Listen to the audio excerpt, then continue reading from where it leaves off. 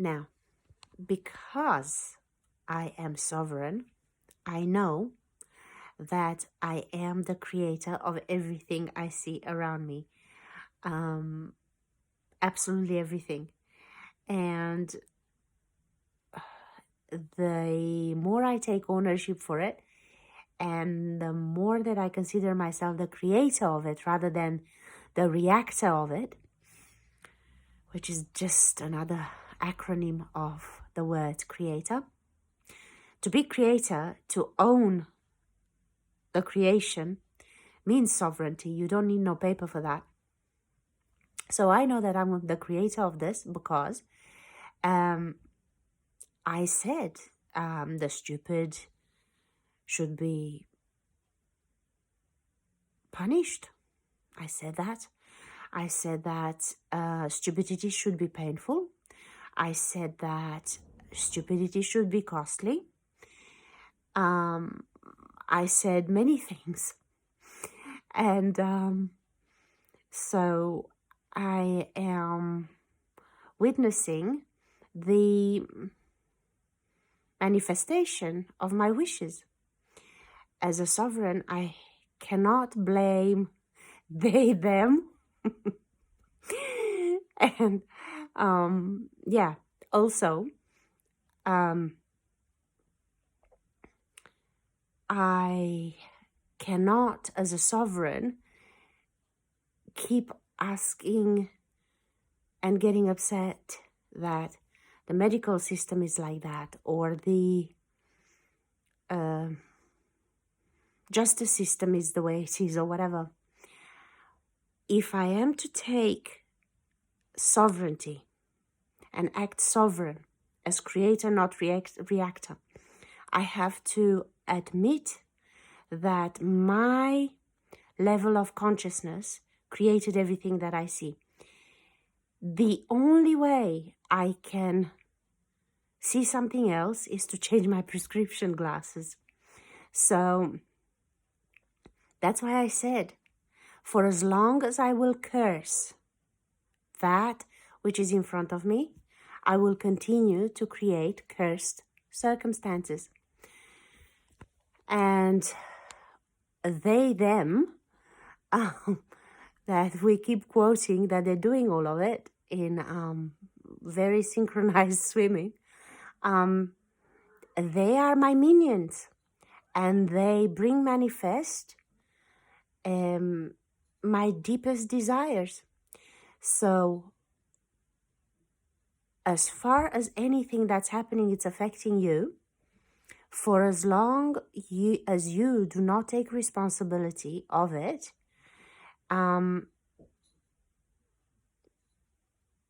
you set yourself up to be a victim.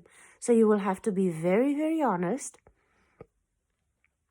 with yourself and with your thoughts and with how you were judging the world around you, including yourself, and to what level were you upholding yourself, what level of scrutiny were you upholding yourself to, and how much your programming was making you judge yourself and so on, and bash yourself and punish yourself. To that level, this thing, it's affecting you. For me, because as I said in the live video, I've come to some amazing conclusions. For me, this was a walk in the park, and I was in the perfect country. Gosh, again, reality is totally retrocausal, totally. In 2016, when I decided to leave down under, I literally had this strong feeling that I have to go. If I don't go now, I will never get out. And we all saw what's happened in New Zealand and Australia and Canada. There were jails. And so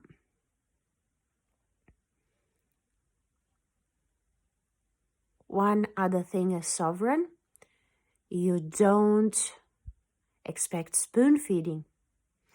Now, if you have no instinct,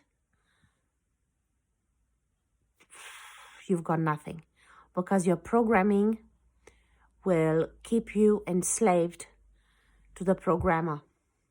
So unless there is a book, unless there is someone to regurgitate after, if there is someone's opinion, if there isn't someone's opinion for you to follow, so you don't get your answers privately and personally from your instinct, from your inner God, your chances to sovereignty, I don't know how that would work. Because as a sovereign being, me, I just know things. And why am I so convinced about it?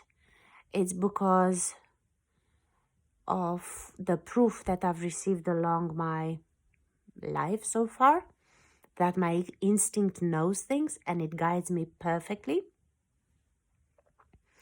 So to me, there is no doubt in my instinct. So my instinct got me out in 2016. My instinct solved everything for me and guided me on the straight and narrow. So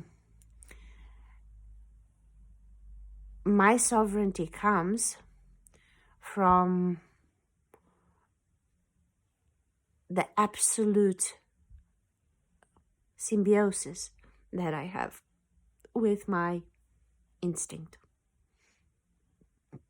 Absolutely, I know for a fact my instinct is the voice of that which decided for me to be here, that which breeds me, that which beats my heart. So I have no doubt. With no doubt and following my instinct implicitly, I have no regret. Because I know, no matter how far I look back, for me, there was no plan B. I go with my instinct. I don't go because he said, she said. And because of that, there is no doubt whatsoever. Because I know that everything I've done it guided. And, but it's also very easy to be guided by your instinct, because literally it keeps you, as I was saying in the live, it keeps me kind of like the watcher of who's driving my body. Now, is that conflict with the concept of sovereignty? No.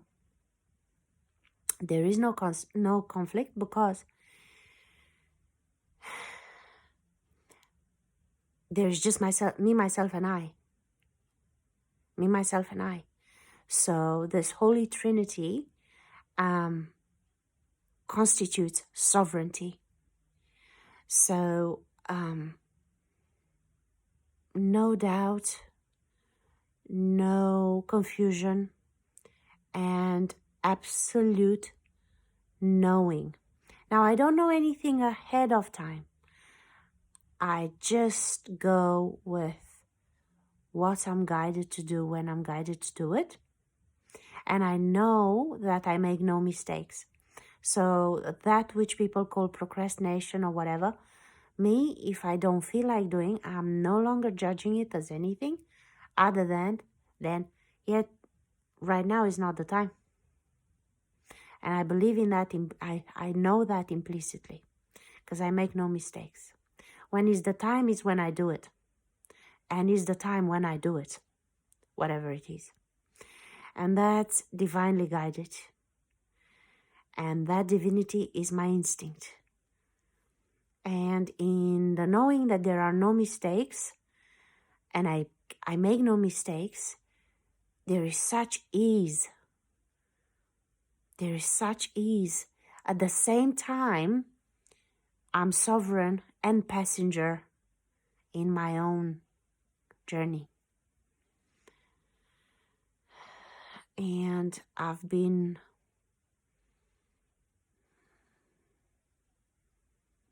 I can't say I'm blessed. I wanted to say I've been very blessed, but no, that can come across a bit as arrogant, but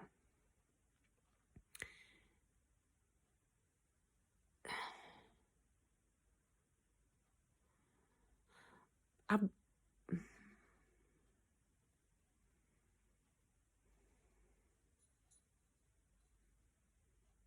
I've been just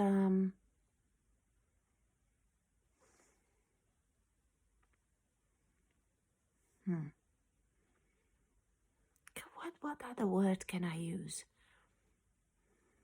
Not lucky, because that's again not what I want to say.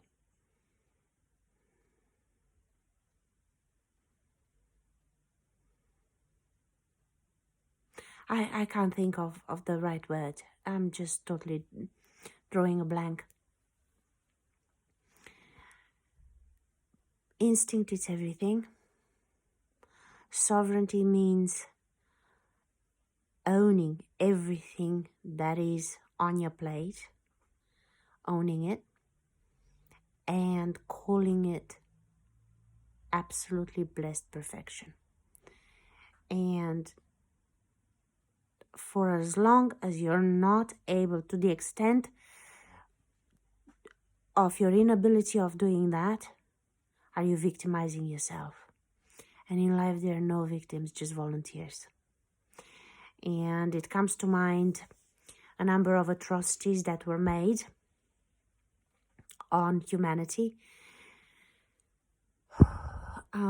with the military, with the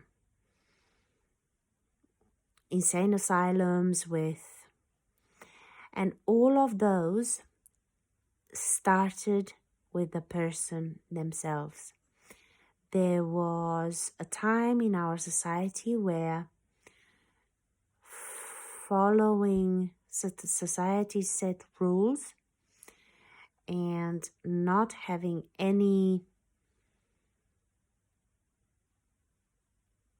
identity of self and not acting independently to your own thought, but going to the army because that's the right thing, and saving the country, and having all these lofty external pleasing ideas to please something or someone external to you, and you being untrue to yourself. So not having that inner God, that inner voice, and not hearing it and not listening to it, that brought everyone where they are. Because martyrdom and this victimhood and this but I wanted to do the right thing, and that's the right thing, and everyone says that's the right thing. Well, you can wash your hair with the right thing. For as long as someone is totally programmed to appear a certain way and to have the others say a certain thing about you, so for as long as you're programmed that that's what's important, you will have to suffer the consequences of that. That's living totally inauthentically, and that's costly. And that's running on your programming, not your instinct. So to me, my instinct, it's not negotiable. I don't even go to work if I don't feel like it. It's as simple as that. There is no sense of duty or sense of pleasing Tom, Dick, and Harry in me anymore. It's total authenticity to me. And with that, I realized that what's the best for me, what is the best for me, turns out, regardless of the initial, who do you think you are, and rah, rah, rah, turns out to be the absolute best for everyone around.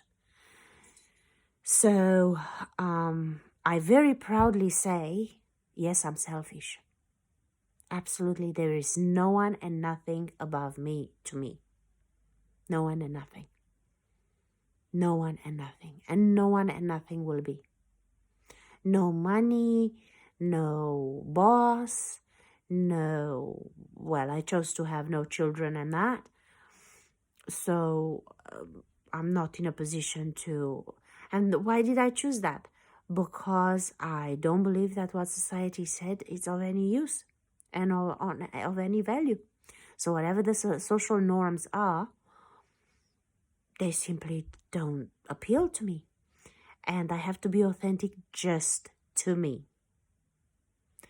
And so that's why the people around me are very, very happy, because they choose to be around me. At no point in time is anyone obligated, coerced, guilted, forced, committed to be around me. No one. They're here because they want to. And I'm where I want to be because I want to. So authenticity is key. And the sovereign is definitely authentic.